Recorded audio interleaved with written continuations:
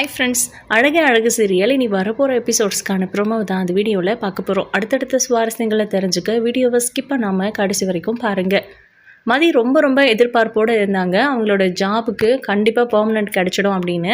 ஆனால் நம்ம தங்கராஜ் பார்த்த வேலையினால் அவங்களோட ஜாபே போயிடுச்சு.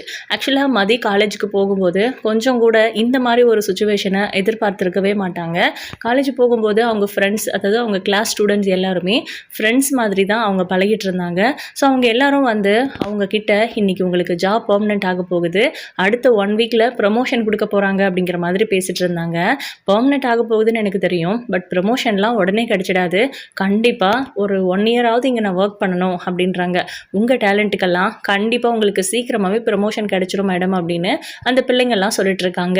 இப்போது நம்ம மதி உள்ளே போகும்போது ஸ்டாஃப்ஸ் ரூமில் அவங்களுமே அது மாதிரி தான் எல்லாரும் வந்து பாராட்டு சொல்கிறாங்க.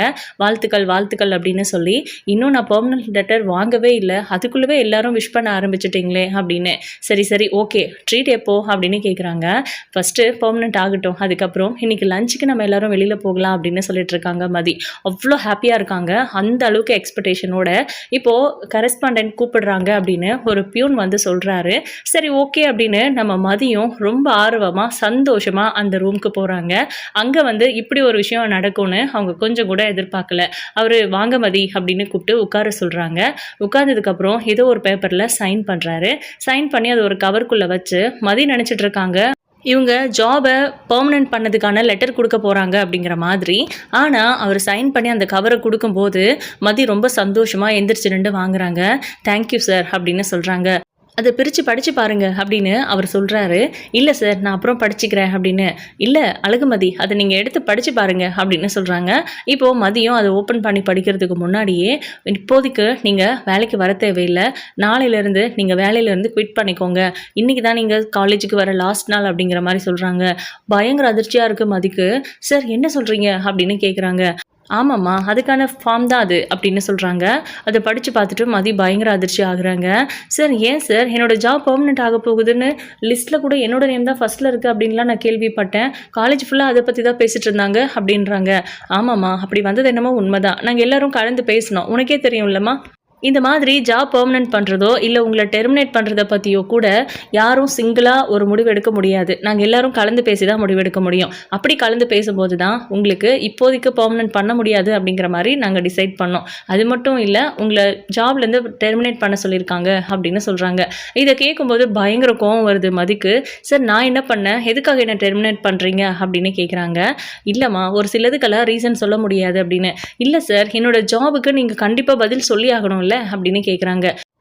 இதுதான் ஒரே ஒரு ரீசன், நீங்கள் உங்களை வேலையை விட்டு நான் தூக்குறதுக்கு அப்படின்னு சொல்கிறாங்க. என்ன சார், நான் உங்களை கொஸ்டின் கூட பண்ணக்கூடாதா, நீங்கள் ஏன் என்னை வேலையை விட்டு தூக்குறீங்கிற ரீசனை கேட்கக்கூடாதா அப்படின்னு கேட்குறாங்க. கேட்கலாம் தான், ஆனால் அதுக்கான ரீசன் நிறைய இருக்குது. ஃபஸ்ட்டு ஒரே ஒரு எக்ஸாம்பிள் மட்டும் சொல்கிறேன். ஆக்சுவலாக நம்ம காலேஜில் லவ் அப்படிங்கிற விஷயத்தை நீங்கள் ரொம்பவே என்கரேஜ் பண்ணுறீங்க அப்படின்னு சொல்கிறாங்க. சார் அப்படின்னு மதி ஷாக் ஆகுறாங்க. இல்லைன்னு சொல்ல போகிறீங்களா, கொஞ்ச நாளைக்கு முன்னாடி நியூஸ்லலாம் வந்துச்சு அந்த விஷயம், என்ன நீங்கள் என்கரேஜ் பண்ணாமையா நடந்துச்சு. ஸ்டூடெண்ட்ஸ் அந்த வயசில் அப்படி தான் இருப்பாங்க, அவங்கள அதெல்லாம் பண்ணக்கூடாதுன்னு கண்டிக்கிறத விட்டுட்டு அவங்க கூட சேர்ந்துக்கிட்டு அவங்கள என்கரேஜ் பண்ணி அவங்க பேரண்ட்ஸ் வரைக்கும் போய் இதை பற்றி பேசியிருக்கீங்க. அவங்க பேரண்ட்ஸே வந்து கம்ப்ளைண்ட் பண்ணுறாங்கன்னு. யார் சார் கம்ப்ளைண்ட் பண்ணாங்க அப்படின்னு கேட்குறாங்க. இங்கே பாருங்கள், நீங்கள் ரீசன் கேட்டீங்க, நான் சொன்னேன் என்ன நடந்துச்சுன்னு உங்களுக்கு நல்லாவே தெரியும். இது சம்மந்தமாக நீங்கள் யார்கிட்ட பேசுறதுனாலும் பேசிக்கோங்க. இப்போதைக்கு நான் உங்களை டெர்மினேட் பண்ணுறேன். மறுபடியும் ஒரு வேளை நீங்கள் எங்களுக்கு ஃபர்தராக இந்த காலேஜில் ஸ்டாஃபாக ஜாயின் பண்ணணும் அப்படின்னு தேவை இருந்துச்சுன்னா கண்டிப்பாக ஐ வில் கால் யூ அப்படின்னு சொல்கிறாங்க. அப்போது மதிக்கு ஒரு மாதிரி முகத்தில் அடித்த மாதிரி இருக்குது அவர் பேசினது. என்ன பண்ணுறதுன்னு தெரியல, கண் கலங்குறாங்க. இங்கே பாருங்கள், உங்களை வேலையை விட்டு தூக்கணும் அப்படிங்கிற முடிவு என்னோடது மட்டும் கிடையாது, நாங்கள் எல்லாரும் கலந்து பேசி முடிவு பண்ணியிருக்கிறது தான். ஸோ சாரி, மறுபடியும் ஏதாவது உங்களுக்கு ஆஃபர் வந்தால் நான் கண்டிப்பாக கால் பண்ணுறேன் அப்படின்னு சொல்லி யூ மை கோ நவ் அப்படின்னு சொல்லிடுறாங்க. இப்போது நம்ம மதி ஒரு மாதிரி டல்லாக அப்படி சொடங்கி போய் வெளியே வராங்க. அவங்க வரும்போதே அவங்க முகத்தில் அவ்வளோ சோகம். அங்கே இருக்கிற எல்லாருமே மதியை வந்து எதிர்பார்த்துட்டு இருக்காங்க. கண்டிப்பாக பெர்மனெண்ட் ஆயிடுச்சுன்னு சொல்லுவாங்கன்னு. மதியை விட வேற யாருக்குமே அந்த தகுதி இல்லைங்கிற அளவுக்கு எல்லாருமே எக்ஸ்பெக்டேஷன் வச்சுருந்தாங்க. ஸ்டாஃப் ரூமில் போயிட்டு அவங்க அமைதியாக தலையை பிடிச்சிட்டு உட்காடுறாங்க. அப்போ ஒரு ஸ்டாஃப் மட்டும்தான் அங்கே இருந்தாங்க. என்னாச்சு மதி, ஃப்ராங்க்கா ஜாப் பெர்மனன்ட் பண்ணதுக்கு எதுக்கு தலையை பிடிச்சிக்கிட்டு என்னமோ தலை வலிக்கிற மாதிரி உட்காந்துக்கிட்டு இருக்கிற ட்ரீட் கேட்குறோன்னா அப்படின்லாம் சொல்லிட்டு அப்போ இன்னொருத்தவங்க உள்ளே வராங்க. என்னாச்சு மதி, கேள்விப்பட்டதெல்லாம் உண்மையா அப்படின்னு கேட்குறாங்க. என்ன கேள்விப்பட்டீங்க அப்படின்னு இன்னொரு ஸ்டாஃப் கேட்குறாங்க. மதியை ஜாப் விட்டு தூக்கிட்டாங்களாம் அப்படின்னு. மதி வந்து அழுதுட்ருக்காங்க. அதுக்கு தான் அழுதுட்ருக்கீங்களா அப்படின்னு நிஜமாவே அவங்க அழுகுறாங்கன்னு தெரிஞ்சதும் 2 பேரும் பதற்றத்தோடு போயிட்டு அவங்க கிட்ட விசாரிக்கிறாங்க. நான் என்ன பண்ணேன்னு தெரியல, அவங்க சொல்கிற ரீசன்லாம் ஏற்றுக்கவே முடியல, என்னை எதுக்காக ஜாபை விட்டு தூக்குனாங்கன்னு தெரியல அப்படின்னு அழுதுட்டு இருக்காங்க. ஆனா அவங்களால அவங்க முன்னாடி ஓப்பனா அழவும் முடியல, அதே மாதிரி தைரியமா இருக்கவும் முடியல. நான் கொஞ்சம் வெளியே இருக்கேன் அப்படின்னு சொல்லி அவங்க பேகு லஞ்ச் பேக் எல்லாம் தூக்கிக்கிட்டு வெளியே அவங்க அம்மாவை மீட் பண்ணானுங்கள அந்த இடத்துல போய் உட்காந்துட்டு இருக்காங்க.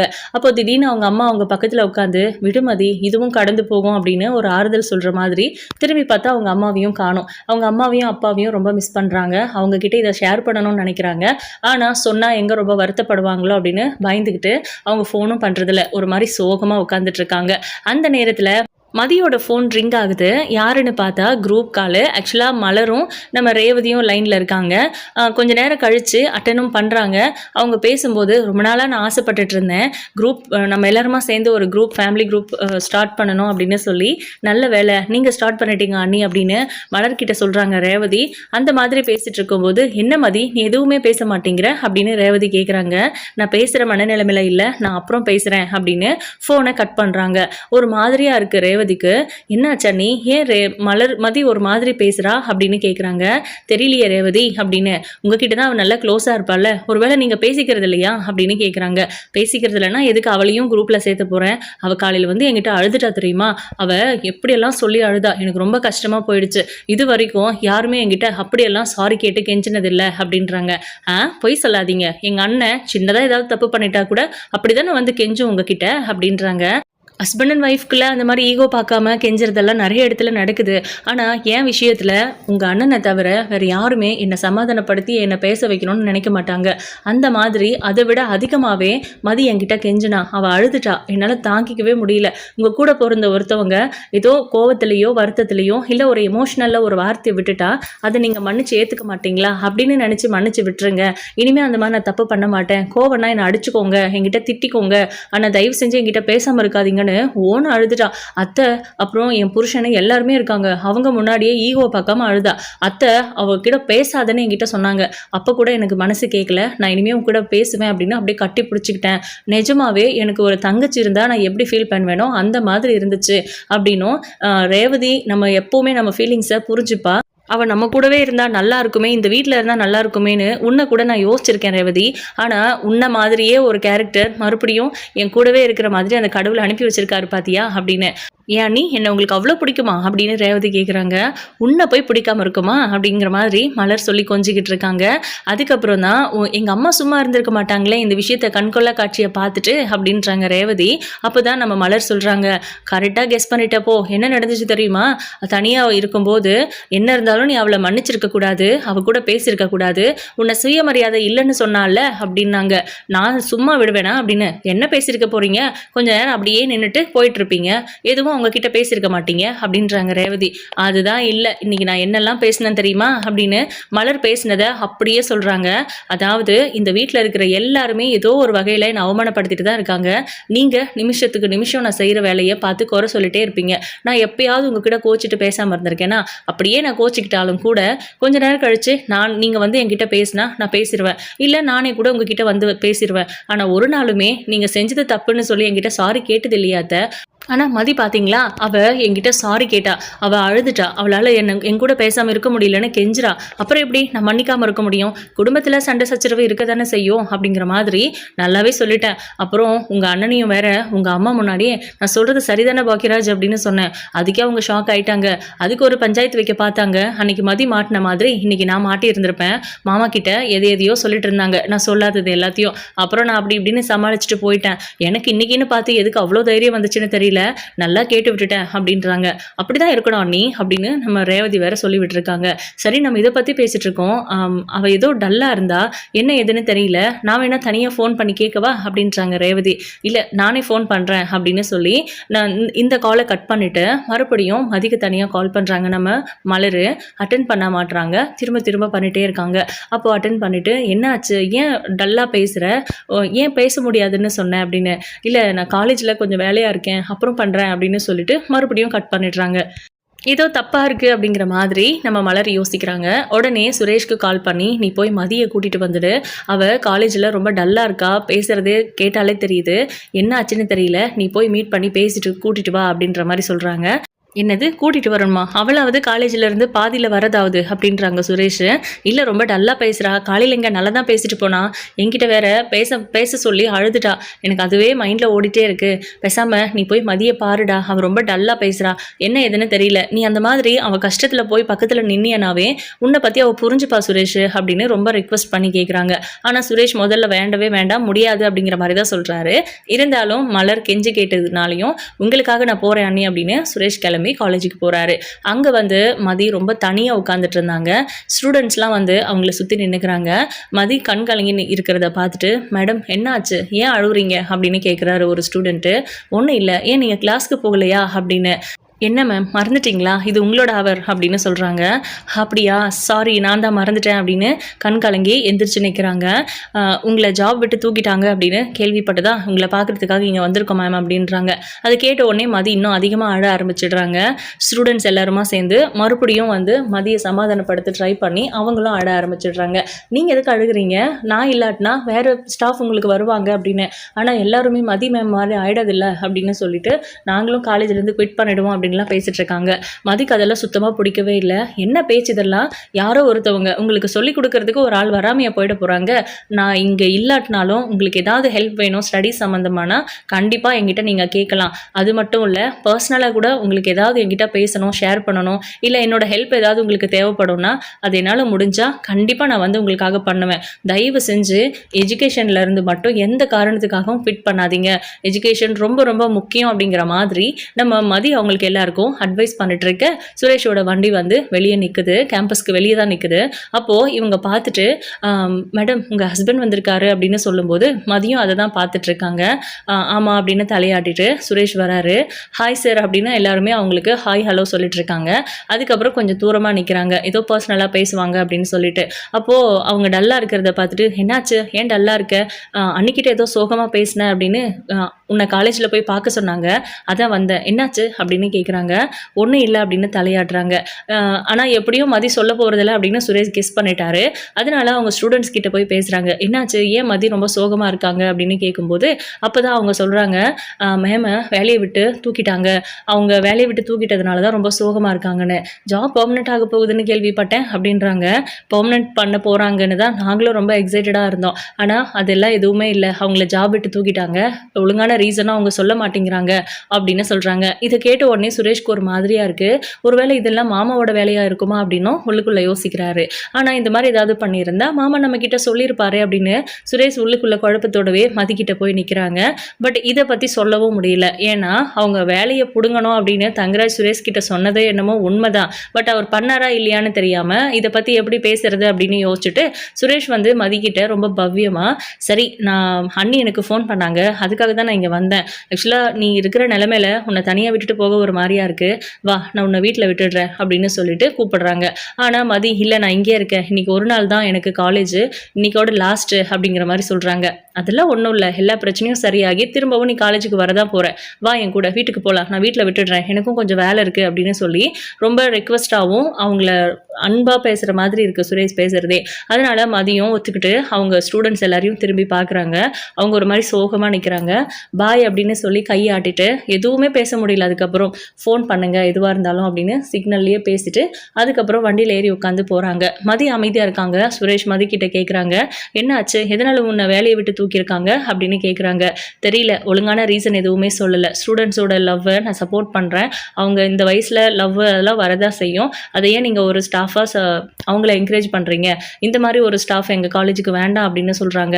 ஆனால் அப்படியெல்லாம் எதுவுமே கிடையாது, நான் அந்த ஸ்டூடெண்ட்ஸை என்கரேஜ் பண்ணலைன்னும் மேனேஜ்மெண்ட்டுக்கு தெரியும். அப்போ என்ன நடந்துச்சுங்கிறதும் தெரியும். இன்கேஸ் அப்போ அந்த பிரச்சனை நடக்கும்போது நீங்கள் ஹேண்டில் பண்ண விதம் ரொம்ப சூப்பராக இருந்துச்சு அப்படின்னு கரஸ் சாரே என்னை என்கரேஜ் பண்ணியிருக்காரு. ஆனால் இப்போ அவரே அப்படி பேசுகிறாருங்கிறத என்னால் ஏற்றுக்க முடியல அப்படின்றாங்க மதி. சரி, ஏதாவது ரீசன் இருக்கும், நம்ம கண்டுபிடிக்கலாம். இது இல்லைன்னா வேற எத்தனையோ காலேஜ் இருக்குது, பார்த்துக்கலாம். அதுக்காகலாம் நீ யோசிக்க வேண்டாம் அப்படிங்கிற மாதிரியும், நீ வருத்தப்படாத, தயவு செஞ்சு கொஞ்சம் நார்மலாயிரு. நீ இந்த மாதிரி இருந்தீன்னா வீட்டில் நொயின்னு ஏதாவது கேள்வி கேட்பாங்க, அதனால பிரச்சனை வரும். என்னடா இப்போ கூட சுயநலமாக யோசிக்கிறானேன்னு நினைக்காத, நான் உன் நல்லதுக்காகவும் தான் சொல்கிறேன்.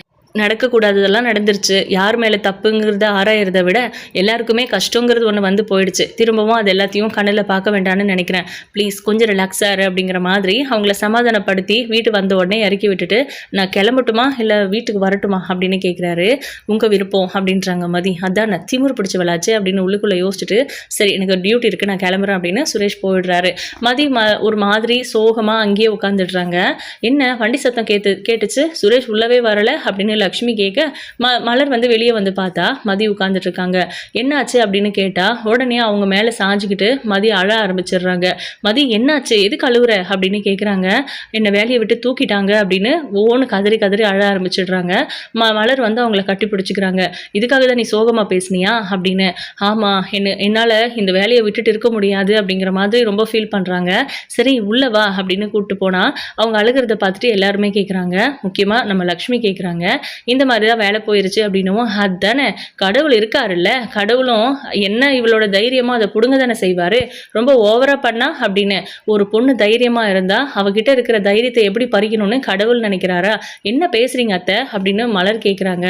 பார்த்தீங்களாங்க, காலையிலேருந்து என்கிட்ட இப்படி தான் பேசிட்டு இருக்கா அப்படின்னு லக்ஷ்மி மலரை ப்ளேம் பண்ணுறாங்க. இதுக்காக ஒரு சண்டை வேண்டாம் விடுங்க அப்படின்னு சொல்லி மதிய ரூமுக்கு போயிடுறாங்க. இப்போ மலருக்கு ஒரு மாதிரியா இருக்கு. இதை பற்றி எப்படி பேசுறதுன்னு கூட அவங்களுக்கு தெரியல. அதனால அவங்க பாட்டுக்கு வழக்கம் போல கிச்சனில் வேலை பார்த்துட்டு இருக்காங்க. மதிக்கு ஏதோ ஒரு ஃபோன் கால் வருது, யார் என்னன்னுலாம் தெரியல. பயங்கர ஷாக் ஆகுறாங்க.